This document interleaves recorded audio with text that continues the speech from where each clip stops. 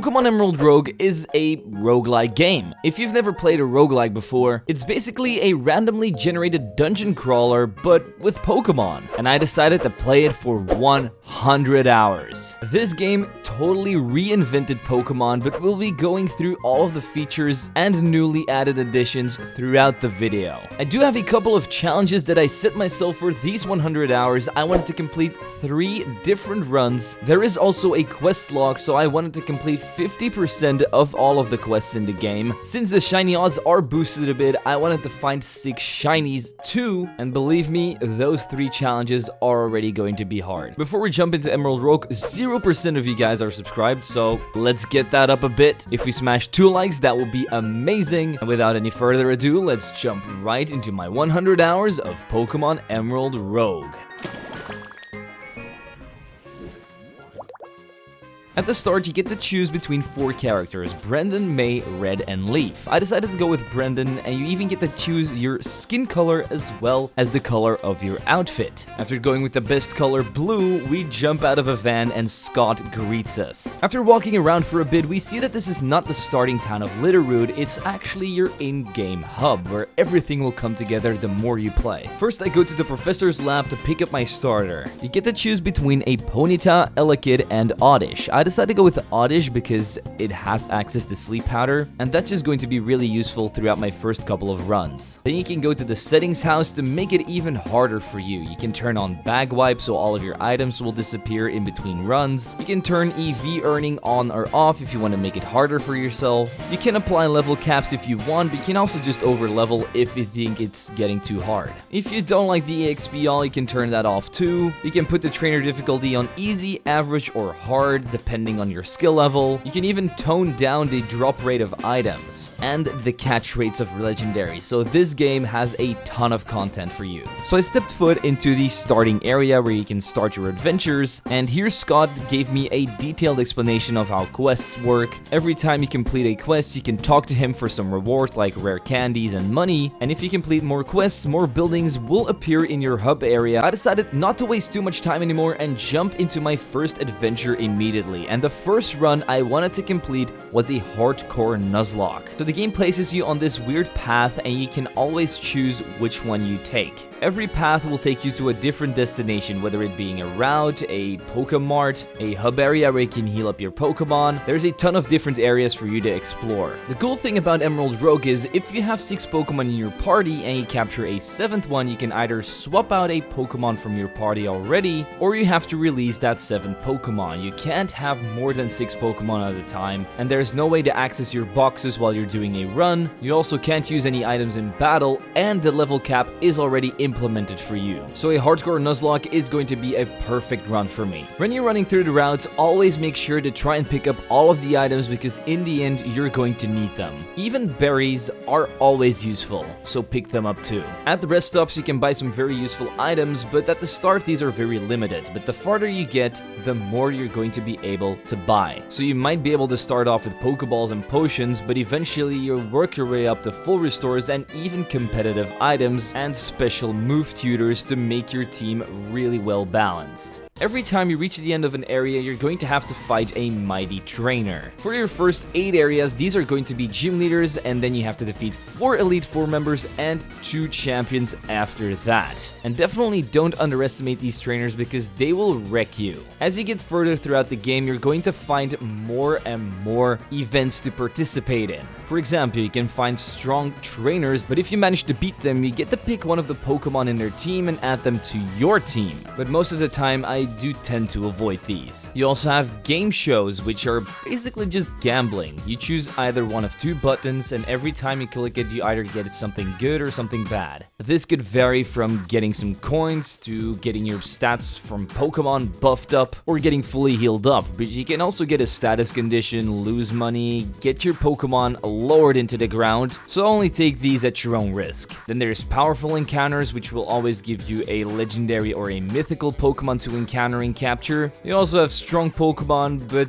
I don't really know what these do because I just encountered a Minun, which is clearly not a strong Pokemon. Shortly after, I lost my first run to Norman, and when I got back, I got a ton of rewards from Scott. As I said, rare candies, HMs, money, but I'll also show you some of the new unlocks. I now have a Pokeball shop, a medicine shop, as well as a TM shop, and a custom store where you can change your character and style if you wanted to. I changed the red in the black outfit. He just looked a teeny tiny bit cooler than Brendan. After then losing 2 more runs in a row because hardcore Nuzlocke runs are hard, don't worry, we'll get into my winning runs in a bit here, but first let me explain to you the Safari Zone that I unlocked. See, on your adventures, you're of course going to capture all sorts of Pokemon. Well, if you want to use those as your starting Pokemon in the next run, you can do that by capturing them at the Safari Zone. Every Pokemon you've ever captured will be available here. They will be sent to your PC once you capture them, and then you can use them freely whenever you want. I also unlocked the Name Raider as well as a cupcake place where you can make all of sorts of cupcakes with your berries that will increase your Pokemon stats for your next run. And then on the next run I did, I got really far and I managed to unlock a Curse tile. Here you can choose between 3 sorts of blessings: the Shitskin Charm, which will allow your Pokemon to get rid of status conditions on their own, the Discount Charm, which speaks for itself, and the Wild Charm. I guess this is for better wild encounters. But once you pick the one you want, you also get a curse. I got the Everstone Curse, which I think means I can't evolve any more Pokemon. I actually managed to bring this exact run to the second Elite Four member, but then I lost because I only had 2 Pokemon left. And Wobbuffet doesn't really count as much, to be honest. However, on the next run I did manage to find my very first shiny Pokemon, a shiny purple pink-ish Delibird. It's not really a useful Pokemon, but that's 1 out of 6 shinies done. And with about 15 hours in, I also managed to complete 26% of the quests already. And if you take a look at some of these quests, they are absolutely insane. Roguelocke, Extreme Mode, Hardcore Mode. Some of these will probably take me like 10 to 15 attempts alone to try and finish them, so I'm glad I'm just starting out with a Hardcore Nuzlocke. After this, I finally started one of my winning runs, starting out with a Mew that I found and immediately getting some good encounters in Gligar and Flareon. So reaching the first area leader was not hard and I had to face Tate here. The only thing he had was Psychic type, so I swept through his entire team with Gligar's knockoffs and made it to my second area where I found 2 more routes with a Wailmer and a Zubat to add to the team. Shortly after, I already reached the second area leader, which was Roxanne. Her first 3 Pokemon went down very easily. Mew just surfed through Aeron, Ammonite, and Anorith without any problems. But her last Pokemon was a Regirock, something I was a bit scared of. Since I didn't want to lose my Mew, I swapped in Wailmer and hit 2 Brines to finish off Roxanne, and with that my second battle. And my encounters only got better, finding a Magikarp first, which is going to turn into a Gyarados with Intimidate, but straight after a second shiny Pokemon, a green Wingull that I immediately evolved into Pelipper too. 2 water flying types isn't ideal, but I'll take 2 out of 6 shinies. It gets even worse when I saw my third challenger, Watson, the electric type gym leader. Luckily, he started off with a Magneton against my Flareon, so I just went for Fire Fang and one-shot at that. Since I'm Choice Banded, I could also one-shot the next Pokemon Electabuzz with Fire Fang. Zapdos wasted its turns with Thunder Wave and Tailwind, so 2 more Fire Fangs, and the legendary bird was down, but Electrode somehow put up the biggest fight, being able to hit 2 Thunders, almost taking out Flareon, but once again, 2 Fire Fangs do the trick. We're already 3 gym badges deep without losing a single Mon. On my next area, I found another legendary block, and this time it gave me a Latios, one of my favorite legendaries, and one I'll gladly add to the team. And the next challenger I faced was Winona, but I swept through her Tropius, Yanma, Delibird, Moltres, and Ledian with Mews, Psychics, and Surfs. We all knew she stood no chance. Sadly enough, on the next area, I didn't find any Pokemon or anything of significance that I wanted to add to the team, so I just skipped straight to my 5th opponent, Brawly. And I have a ton of great Psychic types. So Latios' first battle was also just a sweep with Psychic. Nothing could withstand a hit except for his Breloom with Focus Sash, but I'm not even gonna count that. Very sorry to disappoint, but we're heading straight into the next battle too. Flannery is going to be our 6th opponent. I first took out her Camerupt and Blaziken with Crobat's Brave Birds, but then I took way too much damage going to the next Pokemon, Torkoal, so I swapped out into Pelipper to take that thing down with Surf, but I knew the next Pokemon, Ho-Oh, was going to take me out, so I swapped into Gyarados instead. I immediately got burned by a Sacred Fire, so my Gyarados was rendered useless.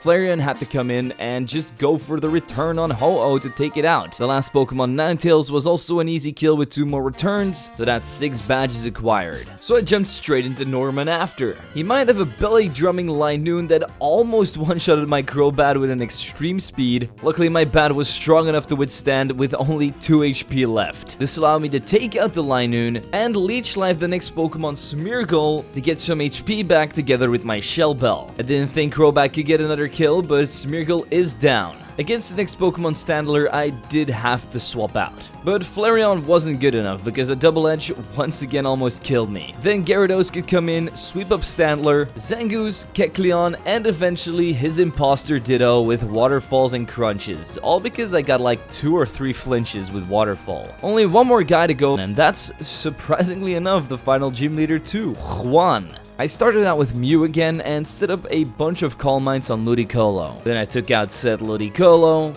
Gyarados, and Quillfish with Psychics. Walrein managed to tank one but went down to another Ancient Power after. Slowbro took 3 Psychics to go down, and finally Milotic another 2. So before challenging Phoebe, my first Elite Four member, I wanted to show you guys my team. First off, we have my Adamant Crobat with the Shell Bell, with as many stats as possible in attack and speed. A Jolly Flareon with, once again, max attack and speed, as well as the Choice Band. Mew with max HP, max special attack and leftovers. Latios with max special attack and speed and the Soldew. And lastly, Gyarados with max HP, max attack, and the Oscilled Vest. Now let's show Phoebe what we're made of. Well, as we go into the battle, I did change my Flareon's Choice Band to a Toxicorp just because, and he was actually able to take down his first Pokemon, Shedinja, with Fire Fang. I got a critical hit Fire Fang on Sableye, also one-shotting it, but Gengar managed to survive one, only because of his Focus Sash. He also managed to protect a couple of times, trying to stall my Flareon out, but I swapped out on the right time into Crobat. I proceed to take out the Gengar with a Cross Poison. I confused Raider Venomoth and then finished it off with Brave Bird, swapped to Gyarados and took out the last 2 Pokemon, Butterfree and Dusclops, with a bunch of Waterfalls, but they also almost took down Gyarados with Air Slashes and Seismitoss's. I'm actually very surprised that up until now, I've still not lost a single Mon. I then found another Legendary, and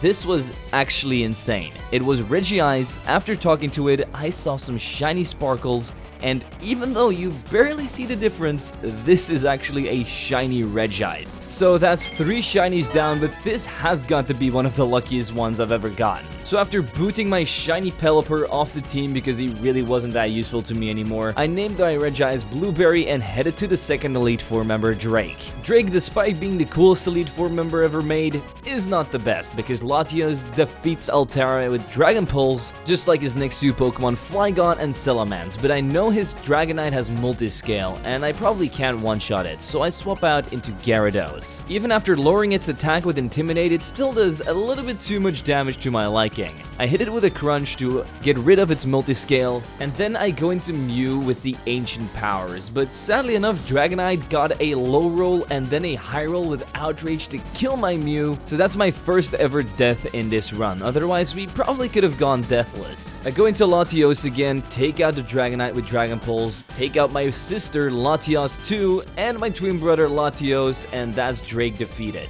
On my next run through of an area, I found a lab, which is pretty cool because here you can choose between 3 Pokemon that you've lost in your run, and I just decided to bring Mew back immediately. It's like nothing even happened. Third Elite Four member was Sydney, starting out with a Sableye against my Flareon, and he immediately knocks my Toxicorp off, so I'm not hitting as hard as I want to. After taking it out with 2 Fire Fangs, Absol comes in, and I knew I had to get out of there. I bring in Gyarados to take out the Absol, and then the Sneasel comes out with a knockoff, knocking off my Choice Band, and I have to take it out with Waterfall, but for Umbreon, I do have to swap out again. Finally, time for Blueberry to shine. I take Umbreon out with 2 Focus Blasts, but I'm not staying in for Houndoom. I proceed to bring in Crobat, Leech Life Houndoom to death, as well as the last Pokemon Shiftry, and that's going to let us move on to the final Elite 4-member Glacia. Glacia's Glalie is not really a problem for my Flareon, but Cloyster almost gets me killed. The Icicle Spear combined with the Toxic Orb damage and the Hail damage leaves me with only 1 singular hit point. So I go into Regice and take out this Cloyster with some Ancient Powers. The next Pokemon, Lapras, also goes down to Ancient Powers because I was trying to get my boost, but by the time I got them, Regice was already down for the count. So I took out her Sneasel with Leech Life from Crobat. For Articuno, I went into Mew and took it out with Ancient Power, and her last Pokemon was her Ace Walrein, so Gyarados could sweep that up with some crunches, and that's the Elite Four defeated. Time for the fake champion Wallace, because Steven is the only Hoenn champion I will accept. So it's time to sweep through his team. I lead off with Latios, and even though his Pelipper sets up a Drizzle, I'm still pretty confident. I set up 6 Calm Minds and heal up or recover when needed. Then I take out Pelipper with Psychic, although he was able to burn me with a Scald. Luckily, I'm not a physical attacker. I then take out Tentacruel with Psychic 2, Groudon with Draco Meteor because it's a Dark type, Ludicolo with Psychic again, Lapras 2, and last but not least, the legendary of his own, Suicune. I go for the Draco Meteor and finish off Wallace, but this isn't the end. We have 1 more champion to go. At the end of the world, we meet up with Steven Stone, and he's here to serve as the final boss. The sandstorm starts brewing as we face his first Pokemon Fortress. He's able to set up 1 layer of spikes before Crobat takes him down with Brave Birds. Metagross, his ace, immediately shows up after. I knew Crobat couldn't deal with this, so Gyarados' crunches did instead. I went to the Flareon when he brought in Magneton, but Fire Fang didn't kill because of his sturdy. I already took major damage from the switch in and a Thunderbolt and took down one of the members that's been with us from the start. Goodbye, Flareon, you have been very useful. Mew then proceeded to finish it off with Aura Sphere, but for a while I went into Gyarados because I was scared of a crunch coming my way. 2 waterfalls, and it's once again down and out. He brings in a Latios of his own. So I bring in Blueberry and go for the Ice Beam, almost taking this Latios down in 1 shot, but also freezing it in the process. So I was like, okay, I'm just gonna hit it with another Ice Beam while he's frozen. But he immediately thaws out and kills my Regice. Goodbye, beautiful shiny brother. I hope you will in heaven. The Sandstorm damage did take out the Latios the same turn, so I brought in Mew while he brought in his Lugia. He immediately poisoned me with Toxic, but I had Synchronized, so he's now also poisoned. And he then whirlwinded me out for some reason into Crobat. I proceeded to Brave Bird, but it was just not enough to take down Lugia, and an Ice Beam finished off my Crobat, but because of the Sandstorm and Toxic damage, Lugia went down in the same turn, and Steven Stone was defeated, with only 3 more Pokemon standing on my side of the team. The credits might be rolling right now, but the game isn't over by far. We still have like a billion challenges to complete. So we spawn back into the main hub and get all of our rewards from the lady as well as Scott. This unlocked a couple more things for me, like a bank where I can store some money if I want to, and they will invest it for me so I get more money if I ever want to withdraw it. Move tutors have also been unlocked for me, which is great, as well as an expansion room that gives you even more playable game modes and gimmick rings so you can use Mega Evolution and stuff too. You can limit your game to national decks or regional decks, and you can even do a gen lock where only Pokemon from a specific generation will appear. I then proceeded to check how many % of my quests I have completed, and it's only at about 34%. I then went to the Safari Zone to capture some more Pokemon for my next run, and I must say that something very lucky happened. First, I found a shiny pink Heracross, bringing my shiny total up to 4 out of 6. Not only is this one of my favorite shiny Pokemon of all time, it's also my favorite bug type, so I'm insanely happy with this girl. Like 5 minutes later, I found a shiny blue Gulpin, and I have no idea if the Safari Zone has even more boosted odds, but another few minutes passed and I found another blue shiny. This time, it was a Ditto, bringing my shiny total up to 6 already, which means we can cross off that box. One of our 3 challenges completed. Boom! And guess what? It didn't end there. No. I even found a 7th shiny Dunsparce. But the Dunsparce wasn't in the game yet, so we can't hunt for that 3-segment boy yet. But this was actually on my next run already, so that wasn't in the Safari Zone at all. Speaking of my next run, let me explain to you what my next run is going to be. It's going to be a run with only legendary Pokemon, and I decided to start out with my Latios because he managed to carry me pretty hard throughout the last run. It's, as the name suggests, a run with only legendaries, and this will complete another quest for me. Since I had access to move tutors and really great TMs, I have got an amazing starting moveset on Latios with Calm Mind, Ice Beam, Surf, and Psychic. And my first opponent was a Winona, which I just swept with Ice Beams from Latios. And since we've already completed a playthrough, we can now encounter different people. So the second gym leader we faced was actually a Kanto one in Erica, and we also sweep through her team with Ice Beam. The third one was absolutely no different, we only used a different move. Flannery got washed away by Surf. Then I finally ran into a legendary patch, and this time it was a legendary that not a lot of people may remember. Marshadow. It's actually a really overpowered one, so I'm glad I got it, and I personally really like the little guy, definitely when he glows up with like his green lights and stuff. Marshadow is actually immediately going to be able to help me out because my next opponent was Roxanne. Latios did take out Lycanroc and Larricant with serves, but Marshadow's jump kicks were able to break Stonejourner, Golem, and Regirock. I almost did lose Latios to Relicanth, which was pretty scary. Luckily, our next opponent, Koga, was a teeny tiny bit easier to take down with his poison types. Psychic on his Galarian Slowbro, Crobat, Tentacruel, Vileplume, and finally his Mega Venusaur. 0 of these Pokemon had chance against my Psychic Legendary, and our luck only keeps on continuing because the next gym leader was Jasmine, and she has a team full of steel types. So it's time for Marshadow to feast. I started off by jump kicking Dialga, then Copperajah. Kartana is already super frail, so it's definitely not going to survive it. She was pretty smart with Aggron going for Protect so that I would crash, but the turn after, jump kick killed it, so that's once again 6 badges down. Luckily in this next area, I ran into another legendary Pokemon, and it's actually one I've never ever used before in my life. Regieleki. I've heard this thing is pretty good and that it's the fastest Pokemon on the planet, so I'll definitely add it to the team with a smile. Speaking of electric types, the next ban I had to face was once again Big Boy Watson, who is very similar to Uncle Iroh from Avatar if I remember correctly. I mean, they can both shoot lightning, but let's see if we can beat him up. Not that I'd ever want to beat up Uncle Iroh, that'd be crazy. And if you expected anything else than a Latios sweep, then you are wrong, because it was just Psychic everything on his team and win, not even setting up a Calm Mind. The very last opponent we had to face before once again reaching the Elite Four, guys, and it's once again Juan.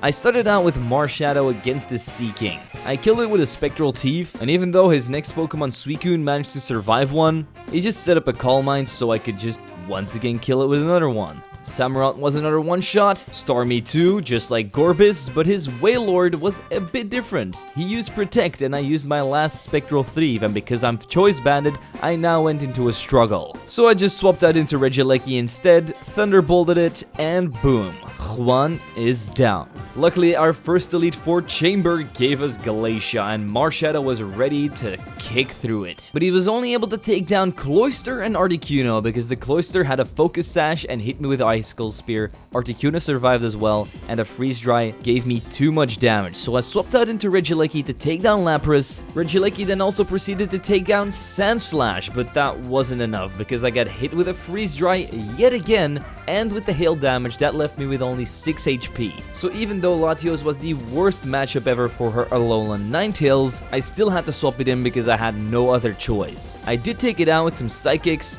and her last Politoed was no different. 2 more Psychics, and we win yet again. Bruno should be no problem because normally he has fighting types, right? But this time he seems to have ground types. Starting out with a Duck Trio against my Marshadow, what's he thinking? It was able to set up Stealth Rocks because of the Focus Sash that he was holding, but but 2 Spectral Thieves still took it down. I then took down his Galarian Zapdos with a Spectral Thief too, but his Mega Steelix managed to tank 2 Spectral Thieves, almost killed me with Heavy Slams, but I still came out on top with another one. Nidoking and Nidoqueen went down to Spectral Thieves as well, but his last Pokemon Hitmontop had Intimidate, so I wasn't sure if I was able to one-shot it. So I swapped in Latios, my Fighting-type killer, Psychicked it, and Bruno was down and out. Our third challenge was Will, and I'm not gonna lie, he has Psychic types, so Marshadow is going to have a blast. Despite having 3 legendaries in Cresselia, Uxie, Mew, Marshadow, as expected, swept his entire team. The last woman we're facing is Karen,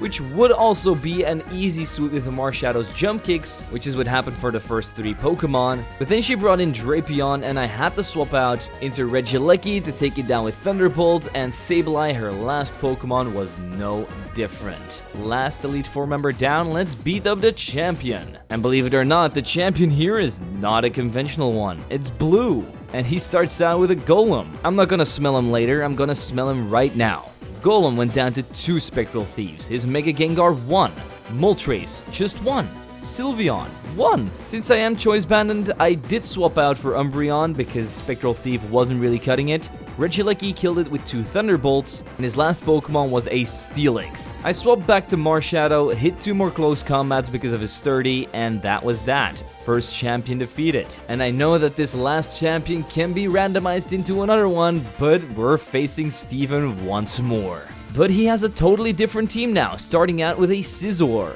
2 Spectral Thieves, and a kill. I did get knocked off, so my choice band is gone. But Aegislash also went down easily, just like the next Pokemon Jirachi, stood no chance. I totally forgot that my choice band was gone, so I used Spectral Thief on Duraludon, but it didn't kill, it hit me with a Draco Meteor, and the Sandstorm damage that's up killed Marshadow. Almost a deathless run once again, but Steven takes another victim. Latios proceeded to take down Duraludon with Dragon Pulse, and since I don't have anything that's good against Heatran, I did decide to stay in and just hit 3 more Dragon Pulses to take it down, but Latios only has about half of its HP left going into the last Pokemon, Mewtwo.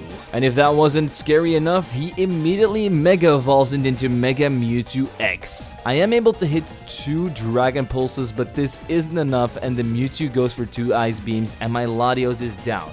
Luckily, Regieleki is faster, Thunderbolt once, and boom, Steven Stone is defeated. Our second run is completed with only legendary Pokemon. We might only have used 3, but we only had 1 left in the end, and it was the worst one. Believe it or not, but completing these 2 runs and doing everything took me 91 hours, so we have about 9 hours left to do 1 more run of this game and complete that 3rd check mark. Or should I say only 2nd, because we also need to complete 50% of the quests. So on the next run, I wanted to do a Chaos run, which means that every time you run into this guy, you have to trade away your entire team to get a new one. That's it, that's all you have to do. You can still capture Pokemon along the way and totally change your team around whenever you want, but every time you see this guy, your team has got to go out of the door. This made this last run really fast and actually really easy because I only ran into this guy once, and that was at the beginning of the run. So instead of just showing you another full run, I'm going to skip straight to the champion battle, but there were a couple of highlights that did happen before I reached him. Like I found a Tapu Lele who carried me through most of the run because it was literally the only Pokemon that was still standing sometimes. I was struggling a lot with money and item management because my Pokemon just kept on dying because it didn't matter if they stayed alive or not, I could always just replace them. But this did cause a lot of my Pokemon to not have a lot of EV, so they'd get killed often. I mean, sometimes I was literally fighting with Poplios or Brion's non-fully evolved Pokemon against Elite Four members just because I couldn't find a place to grind anymore at the end. But even with all of these hardships, I still managed to get through it because of my, I don't know, big brain. And I even managed to find an 8th shiny Pokemon, and that was a Toxapex. I had no idea that this thing was red, by the way, but I absolutely love it. Luckily, before the champion battle, I was actually able to make a very decent team of Mega Medicham, Dracozolt, Manectric, Delphox, Bisharp, and that shiny Toxapex. But does it all even matter? Did I manage to complete this last run in under 9 hours? Well, let's take on our final opponent, Professor Oak, and find out. I started out with a Mega Medicham against his Hitmontop with Intimidate, but that isn't enough to stop me. A Zen Headbutt and the spinning Beyblade is down. Mega versus Mega. His Mega Kangaskhan hits a fake out, but my high jump kick the turn after kills it. I knew I wasn't a good matchup for Zapdos, so I swapped in Manectric, but I got confused by Hurricane, and a Discharge finished me off. I went into Dracozold and Bolt Beaked it to death, but I did once again get confused by Hurricane. Doesn't matter, because I also killed the next Pokemon Ninetales with a single Bolt Beak. For Venusaur, I swapped in Delphox and scorched it with a Fire Blast. Dragonite took a Fire Blast like it was nothing and killed Delphox with Outrage, and Dracozold finished his battle with one last Dragon Rush. But that is that. 3 runs completed, second checkmark complete. Or should I say, kind of complete, because I went over the time limit. I played for 105 hours, so you can decide in the comments down below whether I finished this or not. I then also took a look at my quest log and only completed 41% of the quest, 9% shy of the 50% that I wanted. But that just goes to show that this game has so much content, you can do like 20, 30 different runs and still not be done. So what am I supposed to do with only 100 hours? I did have a lot of fun playing the game, but I do highly recommend checking out Emerald Rogue. It's so much fun and a total twist around from the regular formula. As always, let me know what you want me to do next. And with all of that out of the way, I want to thank my membership and Patreon supporters for supporting the channel. If you want to do so yourself, you can click the links in the description. It is always appreciated, but not needed. And as always, people, don't forget to leave a like, subscribe, and share this video with your friends. I'm Zwiggo, and I'll see you guys next time.